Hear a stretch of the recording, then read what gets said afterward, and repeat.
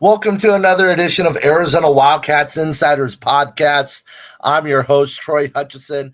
Arizona's in the middle of its bye week. The Wildcats are coming off of back-to-back losses. First against BYU, where Arizona was leading in that game, 24-14. Midway through the fourth quarter, Arizona looked like it had the game in hands. Kedrick Risano with the touchdown to put them up by 10, and then all of a sudden, all hell broke loose out in the desert.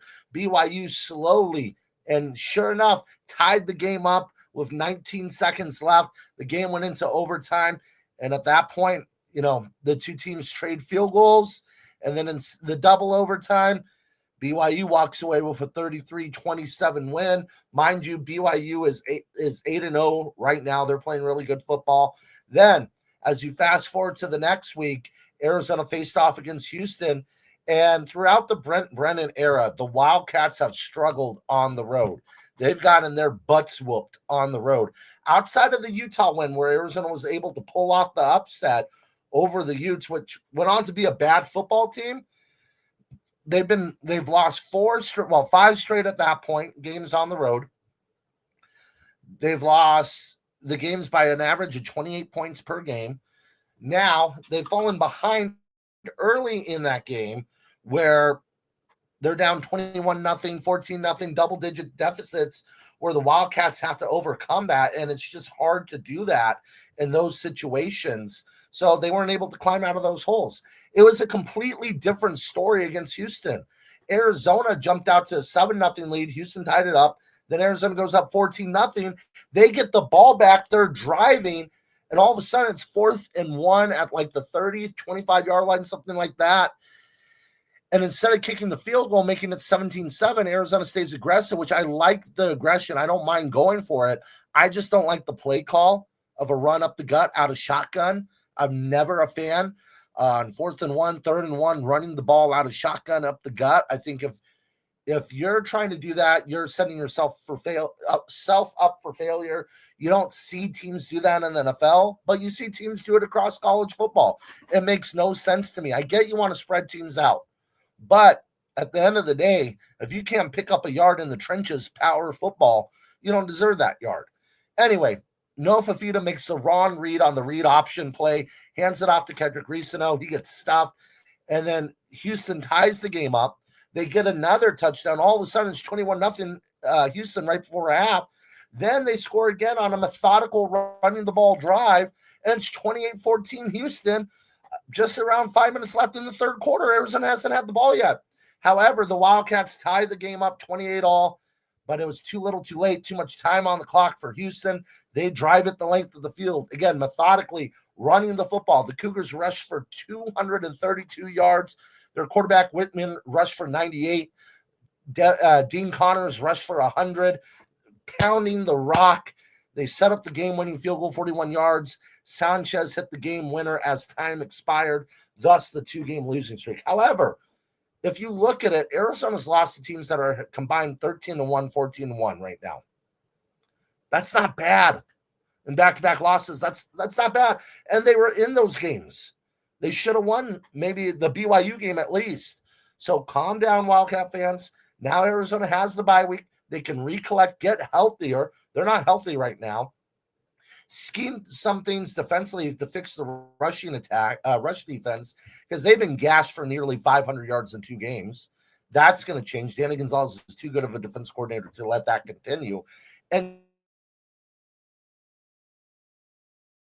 see, they have about 5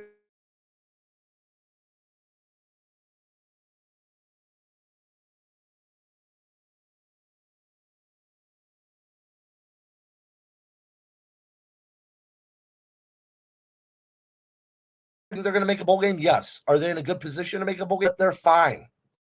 Everything's okay. Take a chill pill, calm down. Now, since we're in the middle of this bye week, we're going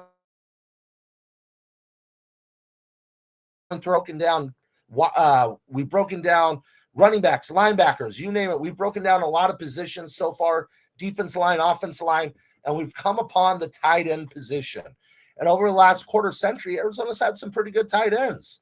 They've had some good ones early with Woods, back then in that era. They've had some underneath Rich Rodriguez where they didn't pass the ball to them as much, but Bryce Wilma was a solid tight end. But the heart of the tight end era for Arizona is the Mike Stoops era. The Mike Stoops era, they had some good tight ends. They had multiple tight ends make the NFL.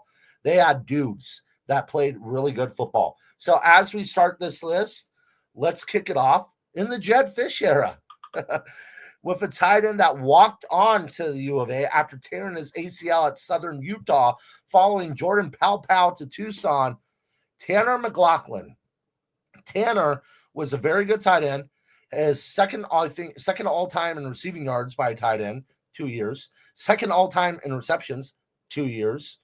And did a tremendous job of getting into the end zone. McLaughlin was able to make an impact on the 2023 team that won 10 games and won the Alamo Bowl. He was a critical part of that offense, had an incredible season for the Cats, and he was known for leaping over defenders. He was the hurdler of the tight end group. He's our number 2 tight end. He is the backup tight end on this list. Again, Tanner McLaughlin is a stud. Tanner McLaughlin is going to have a good to solid NFL career, going to play in the league a long time. But unfortunately for him, most cases, that might be your number 1 tight end in that era. However, over the last quarter century, there's one that stands out from above. And he's the one that's the greatest tight end in the history of this program, Rob Gronkowski. Gronk came to Tucson after being recruited by other programs like Kentucky, where Mike Stoops was able to win that recruiting battle. He said he loved the Tucson weather. He loved everything about Tucson, the atmosphere, the environment. You kind of get the hint there with the environment, and became a staple on Arizona's offense. 2007 really broke out with the team that year. 2008, monstrous season. Him, Willie Tuitama, that connection was just amazing to watch. He was a bulldozer, has the all-time receptions for a tight end, all-time touchdowns for a tight end, all-time yards for a tight end, and he didn't play in 2009. Here's a guy that could have racked up more stats if he was healthy in 2009. And yes, he was amazing with Willie Tuitama, and Willie was a very good quarterback. Willie's a U of A great, one of the best quarterbacks to ever play at Arizona. But imagine him with Nick Foles in 2009, what could have been. That 2009 team was one play away from going to the Rose Bowl. Had bad luck against Washington, bad luck against Cal. If Nick Foles starts against Iowa, they probably beat Iowa. But that game against Oregon, man, if you add a Rob Gronkowski, you're probably not losing that game. Gronk is the greatest tight end in the history of this program. He's the greatest tight end in the last quarter century of Arizona, and he's the greatest tight end in the history of the NFL. So our top tight end of the last quarter century is none other than Rob Gronkowski. Please let us know what you think of our list. If we missed a guy that you think should have been included instead of maybe Tanner McLaughlin, but follow us, Arizona Wildcats on SI. Follow our Twitter account at Arizona Wildcats on SI, and follow me, Troy Hutchison at THutch1995, and we'll see you next time.